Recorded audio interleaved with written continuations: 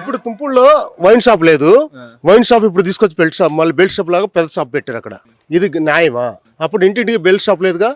ఇది అప్పుడు జగన్ ఉన్నప్పుడు ఏం చేశాడు? ప్రతి ఒక్కరికి న్యాయం చేస్తాను, నా కులం మతం నాకు లేదు కులం అని చెప్పాడు. కులం లేదు, నాకు మతం లేదు అని చెప్పాడు. సర్వే చేయించాడు పొలాలు మొత్తం. ఏంటంటే వీళ్ళు అపోజిషన్ లో మాత్రం రాళ్ళ మీద పేర్లు వేపించుకున్నారని ఇది ఒకటి పేరు తెచ్చారు. రాళ్ళ మీద పేర్లు వేపించడం ఎందుకు మరి అంటున్నా? సరే, అదొకటి తప్పు చేశారు ఆయన, అదొకటి తప్పు చేశారు. అది తప్పే, నేను ఖండిస్తున్నా. దాని విషయం కూడా నేను ఖండిస్తున్నా. రాళ్ళ మీద పేర్లు వేసుకోకూడదు. ఇంటింటి బెల్ట్ షాప్ ఏంటి?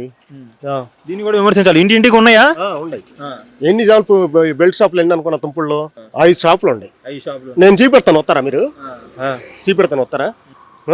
మళ్ళీ అయిపోయి మళ్ళీ తీసుకొచ్చారు మెయిన్ బెల్ట్ షాప్ ఇక్కడ పెట్టారు. మరి అధికారులు ఏం చేయట్లేదా? మరి ఏం చేస్తారు? ఏం పట్టించుకుంటారు? కొడతారు, చంపేస్తారు, అంతేగా.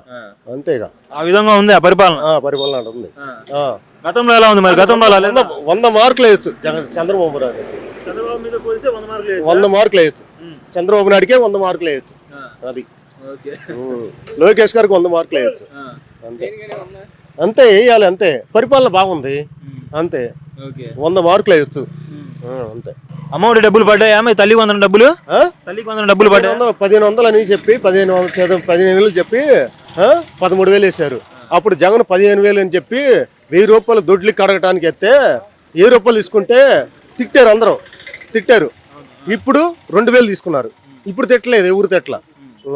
ఈయన పరిపాలన అందుకే గౌరవమైన పరిపాలన. ఇది గౌరవమైన పరిపాలన. అంటే ఇప్పుడు జగన్ అప్పుడు ఒకళ్ళకే కదా ఇచ్చింది. ఎంతమంది ఉంటే అంతమందికి ఇస్తున్నారు. 6 ఉంటే 6కి, 10 మంది ఉంటే 10 మంది కూడా ఇస్తున్నారు కదా. ఎవరికి ఇచ్చారు చెప్పు? మొత్తాన్ని చూపెట్టండి, మీరు చూపెట్టండి. న్యూస్ లో చూడట్లా మీరు?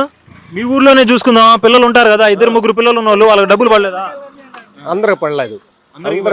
అంటే దాంట్లో రూల్స్ రెగ్యులేషన్స్ ఉంటాయి కదా, అవి ఫాలో అయితేనే డబ్బులు పడతాయి. మీరేం చెప్పారు అప్పుడు? మీరు ఇచ్చినప్పుడు ఏం చెప్పారు?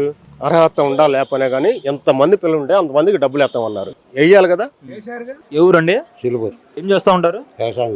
ఎలా ఉంది వ్యవసాయం? ఇప్పుడు బానే ఉందా? వ్యవసాయం 7 రేట్లు డౌన్ అయినాయి, కొంచెం లాస్ గానే ఉంది. అంటే గతంలో బాగున్నాయి రేట్లు? గతంలో అయినా 1 సంవత్సరం బాగుంది, అంత ముందు బాగలేదు. సరే పెద్ద, ఇప్పుడు మీకు అన్నదాత సుఖీభావ అని చెప్పి 20,000 వేస్తామని చెప్పి అన్నారు కూటమి ప్రభుత్వం వాళ్ళు అధికారంలోకి వచ్చింది. అది ఇప్పుడు దాకా వేయలేదు, అదిగో ఇదిగో అంటున్నారు. మరి ఏమైనా రైతుల వ్యతిరేకత ఉందా?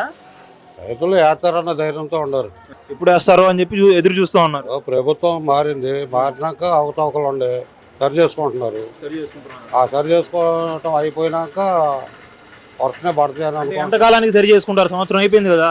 సంవత్సరం అయిపోయిందంటే మన రాష్ట్రం లాభాల్లో లేదుగా, నష్టాల్లో ఉందిగా, అంత అప్పుల్లో ఉంది. నష్టాల్లో ఉందని తెలిసే కదా ఈ పథకాలు మొత్తం చెప్పింది. ఎలక్షన్ ప్రామిస్ ఏముండా చెప్పినా కానీ ఎవరు తెచ్చినా అప్పులు తెచ్చి చెయ్యాలి.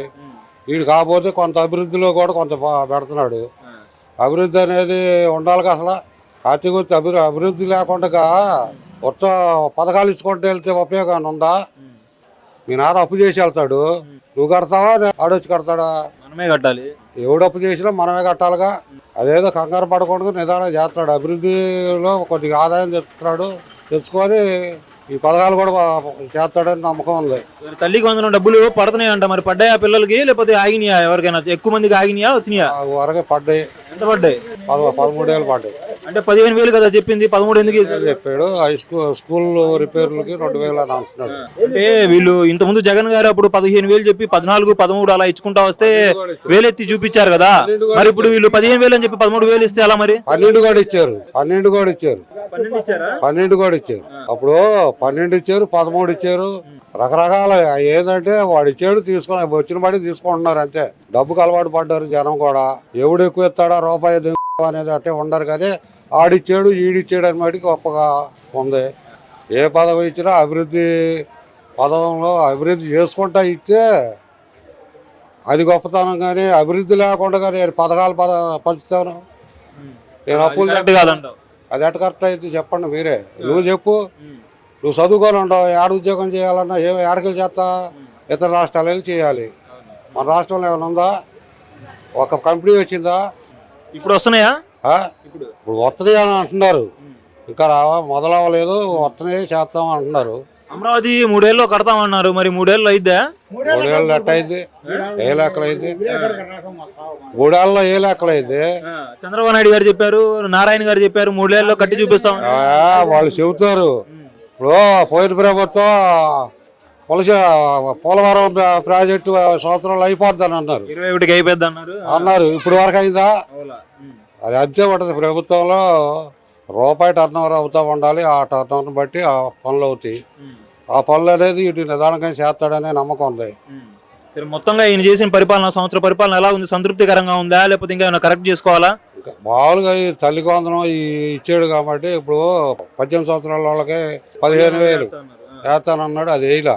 మరి అది తర్వాత బస్సు ఉచిత బస్సు అన్నాడు. ఆగస్టు 15 నుంచి అంటున్నారు. ఆగస్టు 15 అన్నాడు. చూడాలి. అది అదే బస్సే అందే, బస్సే ఫ్రీ బస్సే అన్నాడు. అప్పుడు అది చూడాలి. ఈ పథకాలు చూసిన తర్వాత ఒక అంచనాకు వస్తారంటారు ప్రజలంతా. పథకాలు అనేవి అన్ని ఒకేసారి కావాలంటే కావు కదా. ఆ ప్రభుత్వంలో ఉండా నిదానంగానే అయినాయి. ఒకేసారి అన్నాయని రాలేదు కదా. అట్టనే ఇది కూడా కొన్నాళ్ళు చూద్దాం. అంటే ఇప్పుడు ఈ పథకాలు మొత్తం అమలు చేసినా గానీ జనాలు ఓట్లు వేస్తారని గ్యారంటీ ఏంటి? గ్యారంటీ ఏంటి అంటే దానికి మనం ఎవడీ చెప్పలేం. ఆ ఏళ నువ్వు 4 ఏళ్ళు అన్నది 5 ఏళ్ళు ఇస్తే నీకే పడిద్ది. డబ్బు ఎవడు ఇస్తే ఆడే. ఈడు పనులు చేస్తాడా, ఈడు పనులు చేయడా, ఈడు మంచోడా చెడ్డోడా అనే చూసేవాడు ఎవడు లేడు. ముందంతా చేసినా వేస్ట్ అంటావు. ఆ టైంకి ఎవరు ఎక్కువ ఇస్తే వాళ్ళే. అంతే. ఆ ఏళ రూపాయి ఎవడు ఇస్తే ఆడే. ఇవాళ ఉండ జనంలో అట్ట అలవాటు అయిపోయారు. రూపాయికి అలవాటు అయ్యారు.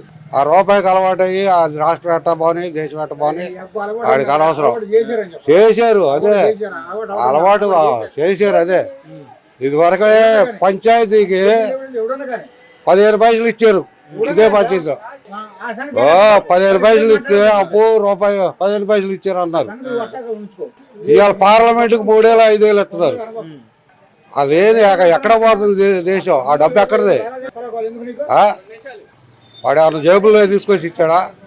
రాజకీయ నాయకులు పెట్టే ప్రతి రూపాయి కూడా మన జేబుల నుంచి పోయేదే. మనం కట్టే ట్యాక్స్ ఏదైనా మన ఉప్పు మీద, పప్పు మీద, తొక్క మీద, తోట మీద, అన్నిటి మీద మన మీద వాడిచ్చే రూపాయి. ఆ రూపాయి ఎవడు ఎక్కిస్తాడు వేస్తున్నారు ఈ జనం కూడా. వాడు మంచివాడా దొంగోడా చూస్తల్లా.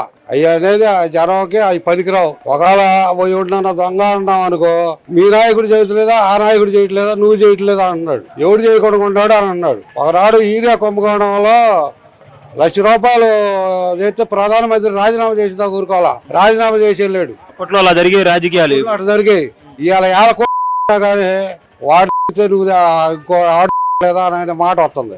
అంతేగాని వాడు తప్పు చేసాడు అనే దాన్ని ఒప్పుకోవట్లా. ఎందుకంటే నా నాయకుడిని తప్పు అంటే మళ్ళీ బాగోదని. అది ప్రదేశం ఇవాళ ఉన్న ప్రదేశంలో. మొత్తంగా అయితే ఇప్పటికి ఎన్ని మార్కులు ఇచ్చాంటావు ఈ ప్రభుత్వానికి? ఏ మార్కులు? ఒక సంవత్సరం పరిపాలనలో ఎన్ని మార్కులు ఇచ్చారు? సంవత్సరం పరిపాలనలో ఎన్ని మార్కులు అనేది కాదు, 75 వేయచ్చు. ఎందుకు వేయచ్చు అంటున్నానేమో, అభివృద్ధి జరుగుతుంది. పథకాలు నిదానంగా వస్తున్నాయి.